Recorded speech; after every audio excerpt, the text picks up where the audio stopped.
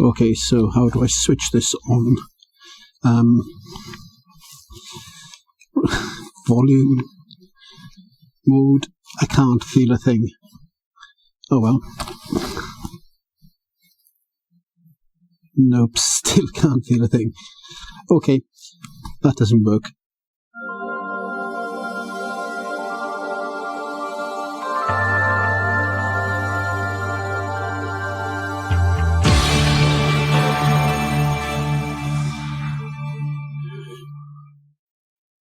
Hi and welcome again to Take It Out, or Revs IT, whichever of the two you've chosen to tune into. This review is the second part in the Motikom Bluetooth communications device that they sent me to have a look at. In the first part, I had a look at the unboxing and all the parts that comes with it. This time, we're going to look at some of the ways it's used and how it makes life so much easier for using comms on the bike. I really like the way they've actually sorted this. It makes a lot of sense.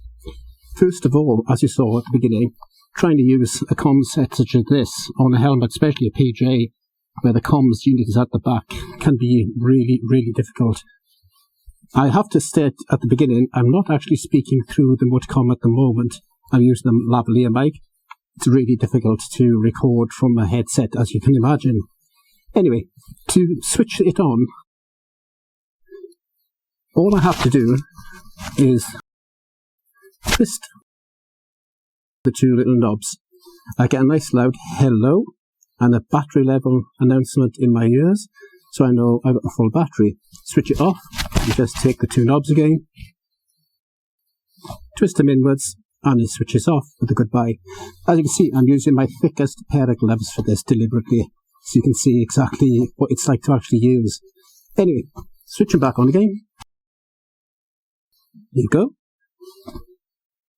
And switch them off.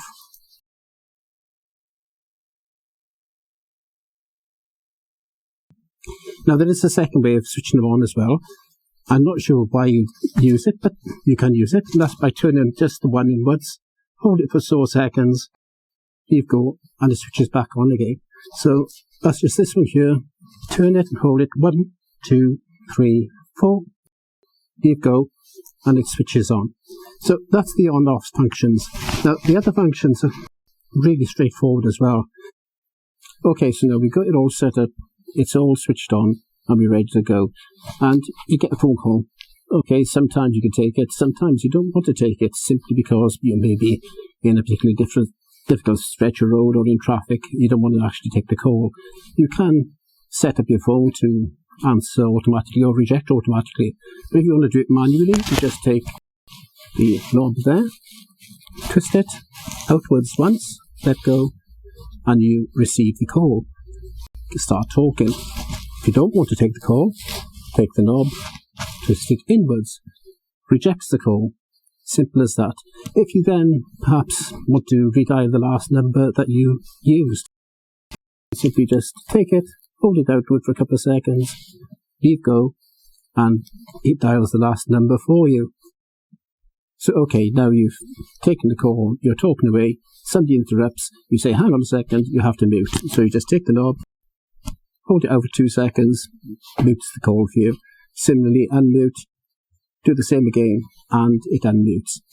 Very simple. And what I really like is you can actually feel these two nice chunky knobs and actually use them properly. There's no little tiny buttons you're trying to fiddle to find out which one's which. You've just got these two, and that's all you need. It's so simple. It's a wonder it hasn't been done before. And really, you can be riding, one hand on the handlebars, other hand quickly, no messing about trying to find something, taking ages, mind off the road while you're doing it. It's almost intuitive how this works. So that's taking calls. What about media? Well, media's even more easy. You want to listen to some music. You've got it all set up on your phone, your favourite media players there, ready to go. How do you start it going? Well, it's really easy. Mode knob on this side. Get my words straight now. Just turn it once either way. Doesn't matter. And it starts the music running for you. Listening to the music, you want to pause it. Again, once either way, pauses the music. You want to advance to the next track, you're fed up hearing this same old tune, Okay, 1, 2 that way, advances to the next track. Similarly, you want to hear the tune again, do it the other way. 1, 2 that way, and again. It's really simple. So easy. You go back to the beginning of the track again, the previous track. It is really that easy. Then finally, of course, you've got the volume on this side. Notice I'm doing everything with my left hand simply because I'd have my right hand on the bike, on the brake, and I'd be just making quick movements back and forth to adjust things. Volume up one way, volume down the other way. Really couldn't be any simpler than that. What a system. What an incredible system. Now, I have got the microphone on at the moment, but there's two. There's one you can actually stick inside, or there's one boom mic, which fits on the outside, and it really is just a stick-on thing. And then I'll just grab the microphone itself, and you can see there's a little pad there that it sticks onto. It's magnetic, so really no need to even look to see what you're doing. It attaches itself. And the bonus is you don't even have to attach the microphone if you don't want to. You can actually use the two built-in microphones either side here. Why people haven't thought of this, I don't know. Now, like I said in the other video, distance is not as good as others, but 100 meters or more, that's plenty far enough if you're riding with another person. And if you've got somebody on the back on the pannier, well, you don't need 100 meters to speak to them. You can listen to your music, you can actually go out and make phone calls, receive phone calls, and all by keeping full control of your bike. Simple, easy, straightforward. Couldn't want for anything better. Now I'm going to show you a few other things now, just before we leave, back up in the studio, how to pair it, and more importantly, the main thing about this headset, and that is the noise cancellation. Let's go.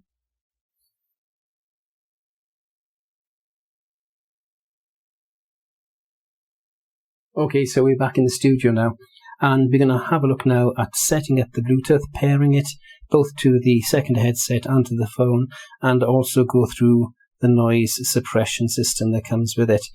Okay, first of all, then the easy part, and it really is easy. This is something you do, of course, before you get on the bike. So these small buttons here, there's 1, 2, a mode button, and the noise cancellation button there.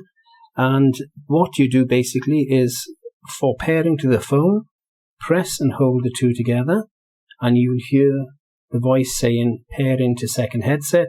Ignore that, keep holding the two down, and it'll say pairing to device, and that's where you pair to your phone. Of course, you just pair it like a normal headset, go into your phone, switch your Bluetooth on if it's not on, and then you just pair it up by doing a Bluetooth search.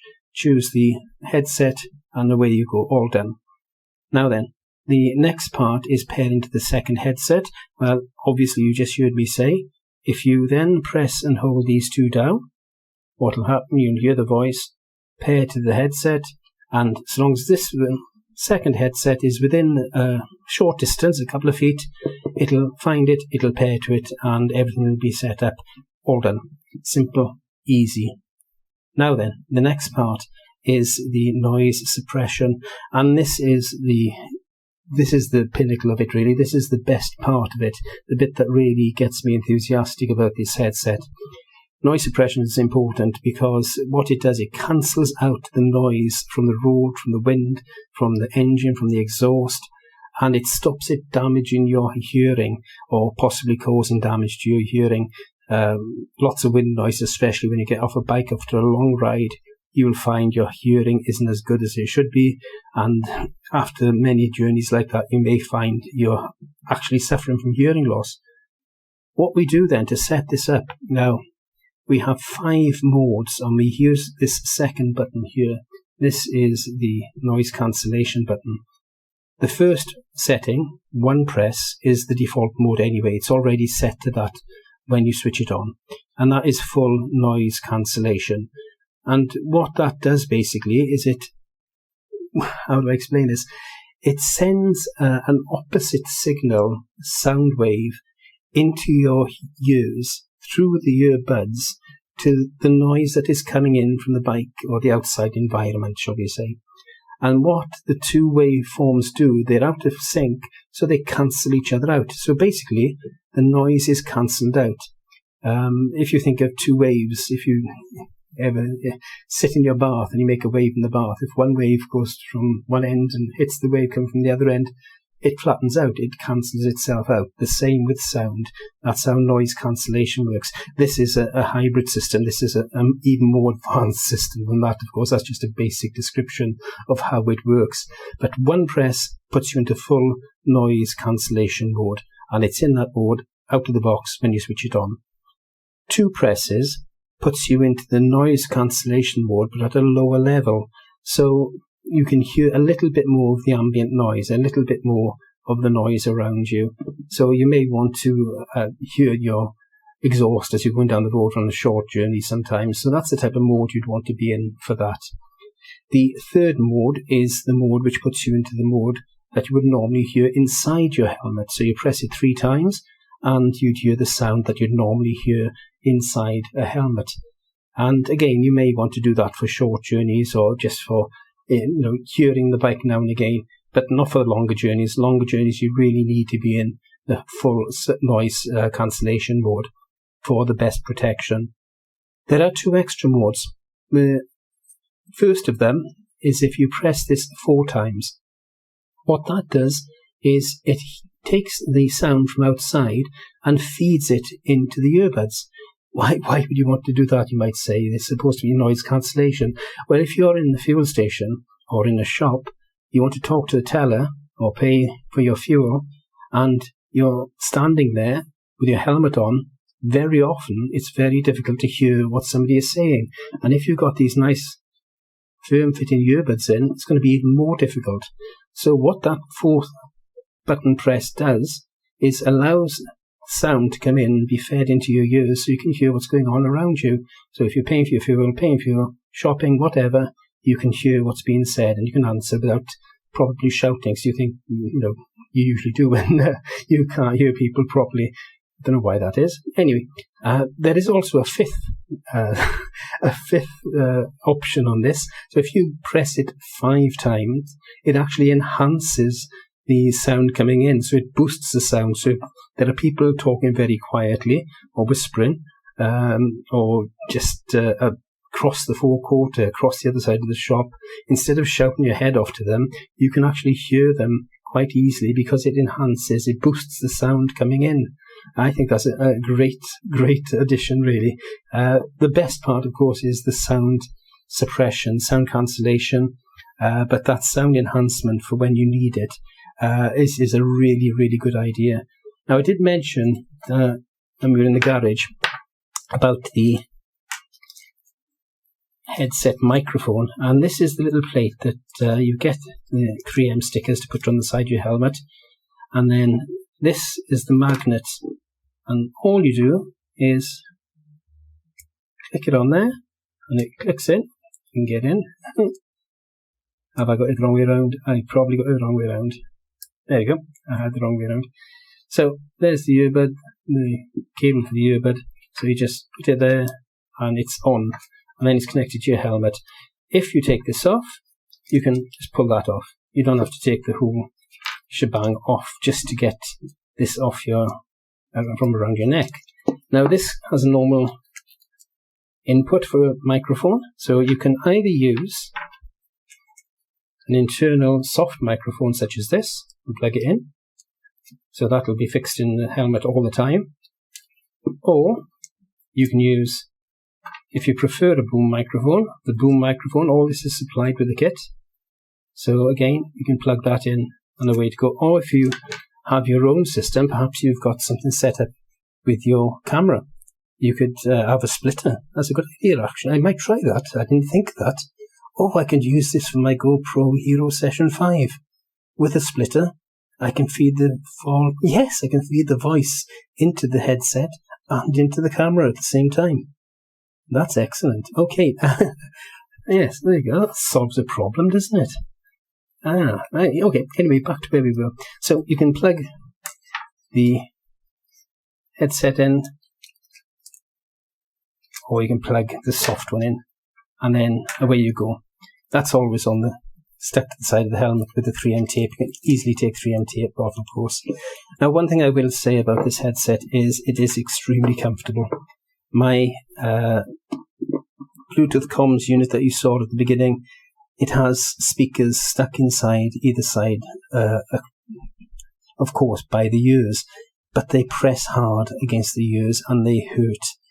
They're very uncomfortable unless you get in just the right position. These you put the helmet on, and it just seals them in. It doesn't press hard into your ears, it just fits in your ears perfectly, and it's very, very comfortable, much better than my Bluetooth headset. I'd much prefer to have these on than have the speakers built into the helmet or stuck into the helmet as they are on mine. So that's it really. That's the Motikom Bluetooth communication system MPlus. It's got a 25-hour Bluetooth 5 life or usage span, so you can use it for up to 25 hours. I would take that if you're using it for lots of music and whatever. I would take about a third off that, but a maximum of 25 hours of usage. And I can't but recommend it really. Thank you, Motikom, for sending it along to be reviewed and to have a look at. I was very wary because I've never really wanted to review anything like this. It looks just like a normal Bluetooth headset, but it's far, far more. It has its drawbacks, it has its limitations, which I'm sure they'll work on for the next generation. And we'll find out a bit more about that when I manage to get out on the bike. We're still in full lockdown here, and unfortunately I can't go out and test this yet. But as soon as we get some time that we can get out and I can do some testing, I'll be out and I'll bring you a full review of what the audio is like and what the distance is like as well. 150 meters is more than ample for most, if not all, people, apart from large groups who are spread out over a quarter of a mile or so. So there you go. Thank you, Motikom, and thank you all very much for watching. Ride on, ride safe.